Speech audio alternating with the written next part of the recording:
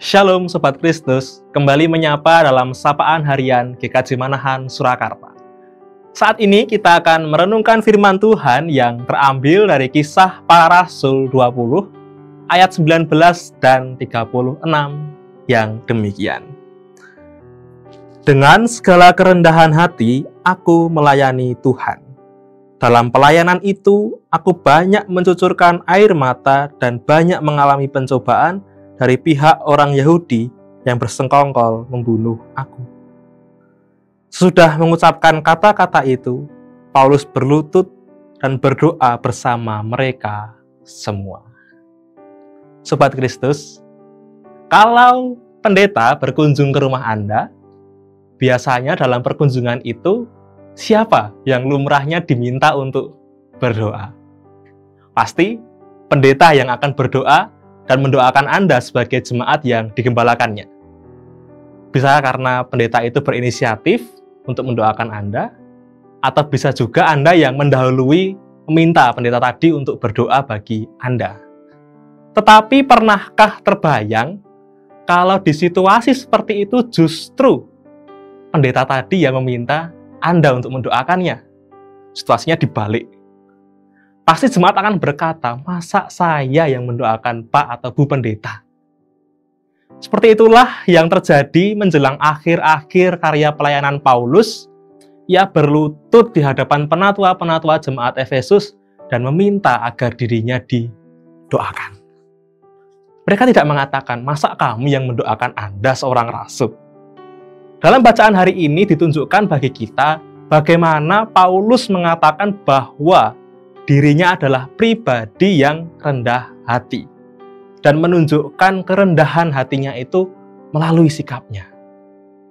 Tidak dipungkiri, seorang rohaniwan memang memerlukan dukungan dari jemaat yang dilayaninya, apalagi menjelang akan menghadapi masa-masa yang tidak mudah. 2 perikop setelah itu Paulus ditangkap. Sobat Kristus, kerendahan hati adalah humus. Di dalam bahasa Latin, rendah hati itu humilis. Dan bahasa Inggrisnya humble. Kalau dicari akar katanya lagi, itu berasal dari akar kata humus. Humus, kita semua tahu, humus adalah tanah hitam yang sangat subur. Sehingga apapun, benih apapun yang ditaburkan di atas humus itu akan tumbuh.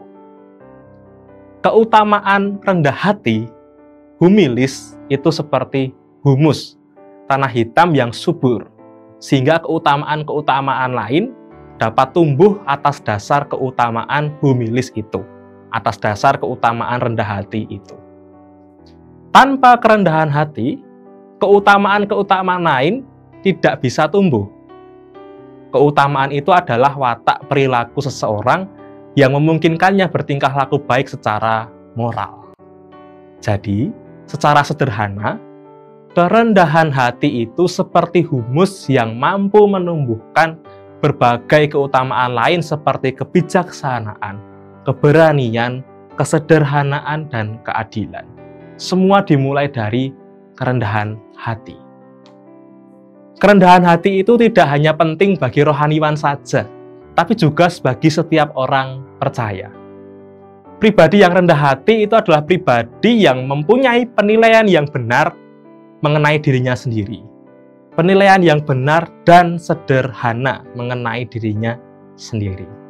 Maksudnya adalah, ambil contoh, kita lihat bagaimana cara Paulus menempatkan dirinya dalam sebuah deret nama-nama saksi kebangkitan Kristus.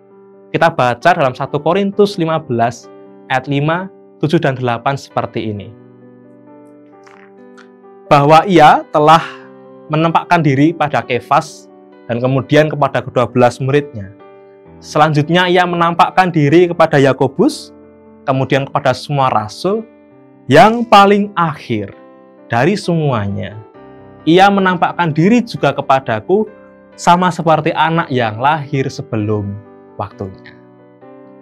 Paulus, meskipun lebih dikenal dan diakui daripada rasul-rasul yang lain, ia tidak menempatkan dirinya di depan Kefas, Petrus, dan rasul-rasul lain.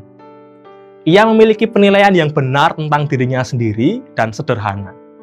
Karenanya ia menempatkan dirinya berada di paling belakang. Ia tidak dibutakan oleh kehebatan karya kerasulannya, sebab ia menyadari bahwa masa lalunya yang penuh dosa. Ia tidak menutup mata terhadap itu, sehingga penilaiannya jernih. Ia juga tidak menutup mata pada kegagalan-kegagalan karya kerasulannya. Dan pada ketidakberdayaannya sebagai manusia, itulah segi pribadi dari kerendahan hati. Sobat Kristus, kerendahan hati mengingatkan kita bahwa sebagai manusia, kita pun memiliki ketidakberdayaan dan kegagalan. Karenanya kita memerlukan Tuhan. Sehingga ketidakberdayaan kita itu bisa menjadi sesuatu yang formatif, membentuk pribadi. Jadi tidak hanya keberhasilan dan kekuatan saja yang bisa membentuk pribadi seseorang. Tetapi ketidakberhasilan dan kelemahan, ketidakberdayaan itu juga memiliki makna yang formatif, yang membentuk.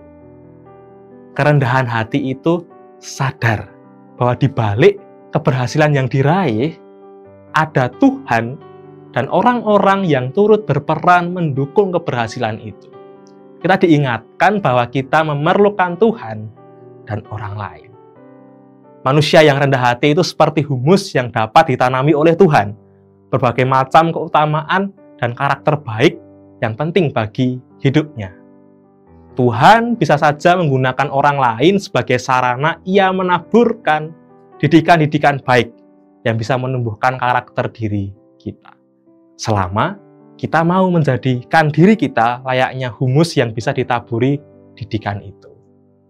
Karenanya, selamat menjadi humus, selamat menghidupi kerendahan hati, selamat menjalani aktivitas sehari ini. Tuhan berkati kita semua. Amin. Mari kita berdoa. Terima kasih ya Tuhan atas sapaan cinta kasih-Mu melalui firman-Mu. Terima kasih Engkau telah mengingatkan kami akan ketidakberdayaan kami, siapa diri kami di hadapan-Mu, bahwa kami masih memerlukan Tuhan, memerlukan sesama kami, dan mampukanlah kami menjalani hari ini dengan kerendahan hati. Karuniai kami Tuhan kesediaan, kemampuan, supaya kami bisa merendahkan hati kami, supaya kami bisa menjadi humus yang bisa ditaburi, menumbuhkan hal-hal baik dalam kehidupan kami. Maka ya Tuhan, siapkanlah kami menjadi para pelaku firman-Mu, pribadi-pribadi yang rendah hati dalam menjalani hari ini. Demi Yesus Kristus kami berdoa dan mengucap syukur. Haleluya.